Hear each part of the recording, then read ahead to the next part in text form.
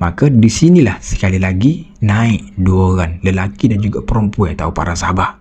Dua orang ni dia bukan naik dengan kereta, bukan juga naik dengan motor, tapi berjalan kaki. Berada betul-betul dekat pintu pagar tu, suruh buka pintu pagar. Ya ibadiyalladzina amanu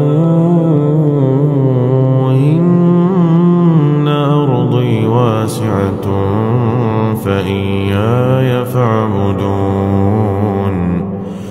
kullu nafsin dha'iqatul maut thumma ilayna turja'un. Assalamualaikum warahmatullahi ta'ala wabarakatuh. Kembali lagi bersama dengan Ari dalam berkongsi kisah-kisah seram, cerita hantu dan kisah-kisah misteri. Yang mana sudah pun klik video ni, ucapkan terima kasih. Kisah yang Ari nak share pada kali ini berkait tentang pengawal keselamatan. Uish, bila kita sebut pengawal keselamatan kan, antara orang yang paling kerap sekali diganggu lah kita panggil. Yang mana tak pernah ganggu tu mungkin tak pernah nampak ataupun tak pernah mengalami kisah-kisah. Tapi bagi mereka yang masuk ke alam pengawal keselamatan ni, bekerja sebagai pengawal keselamatan ni 20 tahun, 30 tahun, dia ni boleh kita kata macam dah lali dah dengan benda yang dia nampak. Gangguan macam tu lah. Salah seorang member kita ni, nama dia Nick tau, berkongsi kisah seram. Nick ni umur dia lebih kurang dalam 40 tahun, 45 tahun. Dan dia mula menjadi pengawal keselamatan ni pada usia 20 lebih. Macam dah belah-belah tahun lah bekerja sebagai pengawal keselamatan ni tahu. Dan sebelum kita masuk ke kisah seram Nick ni, adalah satu kisah bukan ni macam nak share jugalah tahu. Member ni 2-3 orang ada juga bekerja sebagai pengawal keselamatan, security. Salah seorang member ni dia jaga dia punya bangunan yang besar. Sebab dia duduk dekat Kuala Terengganu dan dia ni kira macam jaga stadium. Kalau dekat Kuala Terengganu kan, ataupun dekat Gua Badak ada satu stadium. Itu dekat stadium tertutup. Ya, bagi mereka yang pernah lalu ataupun pernah masuk kawasan tu, dia tahulah, okey, kawasan tu memang besar. Stadium tertutup dan sebagainya. Adalah dua orang member ni bekerja dekat situ. Sebelum ni kita akan pernah lepok dan tanya, kau kerja macam mana? Beres tak? Dia pun bagi tahulah, beres tu beres ni. Yang tak beresnya, ada kehadiran-kehadiran yang tak kita kenal pun. Kena ganggu lah, nak tahu. Dan biasalah kalau tempat-tempat yang besar kan, lagi-lagi bila berkait tentang pengawal keselamatan ni, dia dah biasalah kot. Dan itulah member ni kata dia nak share cerita berkenaan tentang gangguan-gangguan yang berlaku. Dia kata tak apalah, kita cerita di hari lain kalau ada masa, kali tu pun kalau dia ingat. Jadi berkait tentang cerita Nick dan juga dua orang member dia, kita panggil member dia ni sebagai Azlan dan juga Abu je lah. Mudah kan nama nak kena ingat. Kalau letak nama panjang-panjang kan takut pening, payah nak ingat tau. Dia orang bertiga ni ditugaskan tau untuk menjaga satu kawasan rumah yang cukup mewah lah rumah tu lagi. Dia macam rumah kayangan. Bila rumah kayangan ni kita tahu kan rumah yang besar. Tapi rumah ni dia berada di atas bukit. Lokasi tu katanya tak dicerita, tak diberitahu lokasi dia tu. Mungkinlah nak jaga privasi ataupun aib kan. Dia orang bertiga ni ditugaskan dah lama. Sepanjang dia duduk 1 minggu, 2 minggu, 3 minggu, katanya dia tak berlaku apa-apa pun. Relax saja. Dan dia masuk lebih kurang dalam 1 bulan dia jaga rumah yang besar tu, dah mulalah misteri. Sebelum ni berlaku juga misteri, cuma benda-benda yang biasa. Tapi pada hari tu katanya memang teruk lah dia kena ganggu. Dia pun tak tahu kenapa ditugaskan jaga ke tempat yang dah orang tinggal lama. Maksudnya rumah yang mewah tu, sebelum ni dia pernah raung kan, rumah tu memang mewah, perabot dan sebagainya seperti dijaga, kemas ya. Ada 2-3 biji kereta mewah yang duduk dekat depan rumah tu. Dan pada waktu malam katanya rumah tu seakan-akan dijaga oleh seseorang. Bunyi macam orang bising, alih-alihkan perabot dan sebagainya. Macam itulah sepanjang dia duduk kat situ jaga kan. Sebulan selepas daripada dia jaga rumah tu, pada malam tu katanya dia bertiga ni seperti biasalah buat rondaan tau. Bila dah settle buat randaan ni, pusing kawasan rumah. Sebab rumah yang kawasan atas bukit tu yang dia jaga tu, rumah tu dia punya kawasan cukup besar. Dia punya tanah lapan dia tu memang cukup besar. Kita tahulah rumah kayangan kan. Maka dua orang ni duduklah di kawasan apa kita panggil tampak security tu, yang bernama apa, Azlan dan juga Abu tu. Dan bila Nik ni dia jaga bahagian luar, bahagian pintu bahagian luar tau, duduk settle bahagian tu, dan dua orang ni berada dalam pondok jaga. Jadi Nik ni macam biasalah tau, suluh situ kawasan bukit kan. Tapi dia lupa nak cerita keadaan rumah dia dan juga macam mana rumah dia ni yang bagi tahu tadi kawasan terbukit, dan dia punya pondok jaga dengan dia punya pintu gerbang tu dekat.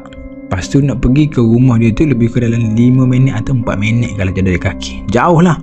Sebab tu dia bagi tahu tadi rumah dia cukup besar, kawasan rumah dia pun cukup besar.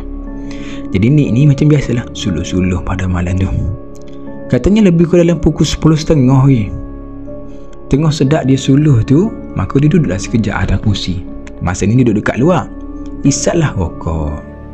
2-3 batang juga dia isap rokok kan. Punya bosan, punya pasal duduk. Tiba-tiba para sahabat di Simalan Seram, marilah tahu 2-3 biji kereta daripada sudut bawah kan. Naiklah kereta 2-3 biji ni, katanya kereta mewah.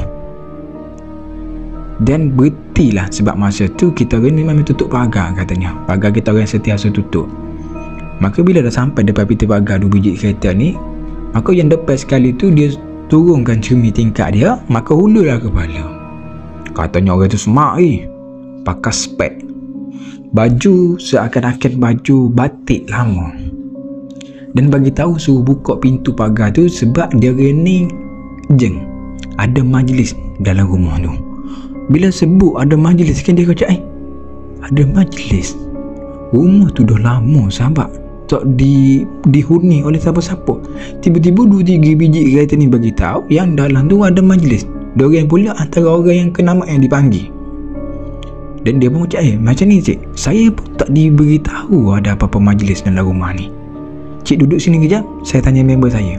Dia pun pergilah tahu dekat pondok kan. Dia pergi tanya member dia orang. Bila pergi tengok, si Azlan ni memang tak ada dekat situ. Mungkin si Azlan ni dia buat rondaan kan apa semua kan. Dan nampaklah si Abu ni tengah tidur atas kursi. Dia punya tidur tu macam tidur ayam lah. Tahu, kejap tidur kejap terjaga. Pergilah tanya si Abu ni, Bu, kau tahu apa-apa tak tentang majlis ada dalam rumah ni? Sebab ada 2-3 biji kereta dia datang sini, dan dia beritahu dia orang ada majlis dipanggil. Abu ni cakap, aku pun tak tahu. Bukan dalam rumah ni memang tak ada siapa-siapa. Dua orang ni macam dah meremang lah, tapi buat relax je. Sebab Nik ni orang yang dah biasa bekerja sebagai pengawal keselamatan kan. Dia boleh handle lah benda macam ni. Dia kata okay, relax. Pergi jumpa balik orang tu bagi tahu, cik, kita orang pun tak tahu yang dalam rumah ni ada majlis apa-apa. Saya tahu saya rumah ni memang kosong, tak dihuni siapa-siapa. Lepas tu yang lelaki terbaik dia bagi tahu lah. Dia kata cik, kita orang dah jam ni, buka dulu pintu pagar, nanti kita orang bagi tahu. Nak ataupun tak, dia buka lah pintu pagar, masuk, tak bercakap apa-apa, masuk dalam rumah tu. Jadi masa tu si Nik ni dia tercegak jugalah, fikir macam apa benda nampak cara tu manusia, tak ada kita panggil apa, dia punya mencurigakan apa-apa, tak ada lah. Nampak duduk dia pun tutup pintu pagar macam biasa, nak pergi jenguk ni. Berjalan kaki 2-3 langkah lah, bukan 2-3 langkah sebab jauh kan. Daripada jauh dah dengar bunyi macam bunyi-bunyi lagu tahu, muzik katanya betul dalam rumah tu ada majlis keramaian. Masa ni dia tengah cari si Azlan ni, katanya Azlan ni tak balik-balik. Maka si Nik ni pun balik dekat pondok jaga tu. Maka di sinilah sekali lagi naik 2 orang, lelaki dan juga perempuan tahu para sahabat. 2 orang ni dia bukan naik dengan kereta, bukan juga naik dengan motor, tapi berjalan kaki, berada betul-betul dekat pintu pagar tu, suruh buka pintu pagar. Jadi Nik ni buka lah pintu pagar dan tanya, cik ni daripada mana? Dia bagi tahu benda yang sama. Pakaian dia pakaian batik ala-ala orang dahulu. Yang perempuan tu pula katanya pakai gaun macam pengantin para sahabat. Bila ditanya Nik ni, cik ni daripada mana? Cik ni nak ke mana? Ada urusan apa-apa ke dekat rumah ni? Soalan yang dia jawab pun sama juga. Tahu, katanya dia ni ada majlis keramaian dalam rumah ni. Pergi. Inilah Nik cerita ni. Katanya Nik, masa dia pergi tu, dia bukan berjalan kaki tahu. Dia dah macam terbang. Kaki dia ni memang tak nampak dia jejak dekat bumi. Maksud bukan dekat bumi dah, dekat tanah ni. Masa ni si Abu ni tak tengoklah sebab Abu ada dalam pondok jaga tu. Si Nik ni cuak Abu ni. Bu, aku rasa dah tak sedap hati lah. Aku rasa sini bukan tempat kita, Ibu. Sebenarnya dia jaga kawasan tu kan tak jadi apa-apa misteri. Jadi dia makin pelik lah tau. Kena ganggu, cuma ganggu-ganggu biasa. Jadi Nik ni pun panggil lah ataupun carilah si Azlan ni tak jumpa-jumpa. Maka dua orang pun pergilah. Bukan dua orang lah, satu orang ni. Sebab Abu ni masih tidur katanya. Sambung tidur balik. Si Nik lah pergi pusing nak pergi tengok kawasan rumah tu. Daripada jauh macam biasa dia dengar bunyi macam orang bising, macam orang menari, macam bunyi-bunyi lagu dalam rumah tu tahu. Dia punya lampu tu semua buka. Yang sebelum ni katanya kalau pukul 8, pukul 9 dia sampai dekat situ memang gelap gelita, tak ada siapa-siapa pun. Memang dia pastilah ada rumah yang orang tak huni kan. Memang gelap lah. Bila dekat saja dengan rumah tu bunyi bising ni, maka dia pun buka lah pintu. Bila dia buka pintu je para sahabat, yang mana dia kata rumah yang cerah tadi tiba-tiba macam dibuka gelap habis. Gelap gelita lah tahu. Bunyi bising macam tiba-tiba macam orang senyap kan. Dan masa ni lah dia kata dia nampak lilin 4-3 atau bukan 4-3 lah, kira banyak lilin dekat dalam rumah tu. Maka dia nampak lah salah seorang lelaki ni duduk tengah-tengah ruang tamu ni sambil menghuyung-hayang kepada dia macam orang yang baca benda macam tu.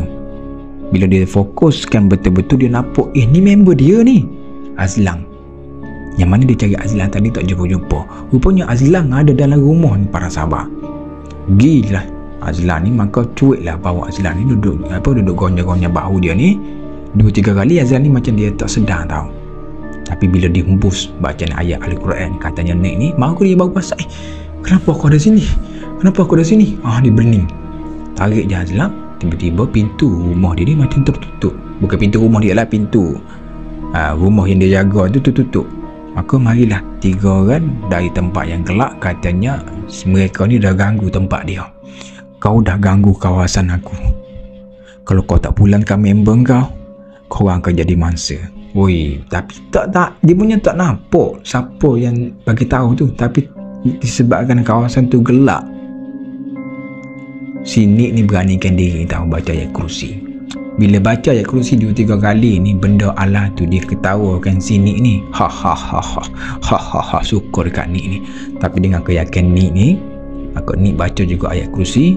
Selepas daripada tu dia punya suara tu memang hilang secara tiba-tiba. Si Nik pun tariklah si Azlan ni keluar.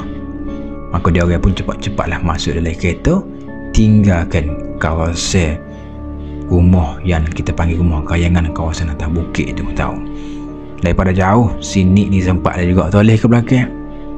Katanya rumah tu masih lagi bercahaya, ada lampu, seakan-akan rumah itu dihuni tahu oleh geng-geng. Dan kita pasti juga kita yakinlah tahu, bila rumah yang orang dah tinggal lama ni kan, lagi kalau rumah yang orang tinggal 2-3 hari pun dah ada dihuni. Bukan huni daripada alam kita, alam sebelah lah. Ni lagi-lagi rumah yang cukup besar, ada lebih kurang dalam belah-belah bilik kan. Kalau tinggal lama mungkin ada penghuni lain yang dah penghuni rumah tu. Selepas daripada situ Nik cerita, Nik kata memang sampai ke sudah dah dia tak jaga rumah atas tu. Minta dekat bos dia supaya ditukarkan jaga tempat kawasan lain. Dan katanya sebelum ni dia pernah berhadapan dengan benda-benda misteri ni, tapi tak adalah seteruk tu. Dekat office dia, dulu dia pernah jaga office kan, katanya dia pernah jumpa dengan jenis-jenis hantu. Pocong lah, langsui, hantu galah dan sebagainya. Ada masa katanya dia pernah buka pintu office kan, jaga nak kita panggil apa, dia punya security kan, dia tiap-tiap jam kan kita panggil dia perlu check kawasan rumah kan, ataupun kawasan office. Dia pergilah jaga macam biasa. Buka je pintu, nampak benda Allah tu tercegak tinggi depan dia. Apa benda lagi kalau buka pocong, duduk betul-betul depan dia. Dia pun taklah takut apa, tutup pintu balik, pusing. Dia beritahu lah, kata kau buat apa ganggu ni? Kau baliklah. Kau ni bukanlah handsome sangat pun. Dia sempat bergorak gitu. Last sekali benda tu yang lari. Bukan si Nick ni yang lari. Nak bagi tahu yang bahawa Nick ni memang dah lama bekerja situ. Dan Nick ni memang dah lali tau dengan benda-benda misteri. Kalau kita lah tahu para sahabat duduk tempat Nick kan, macam mana kita rasa bila kita duduk berjumpa dengan benda tu? Ada setengah orang sampai pensang. Kalau orang tu kuat semangat sikit, dia bolehlah baca-baca ayat.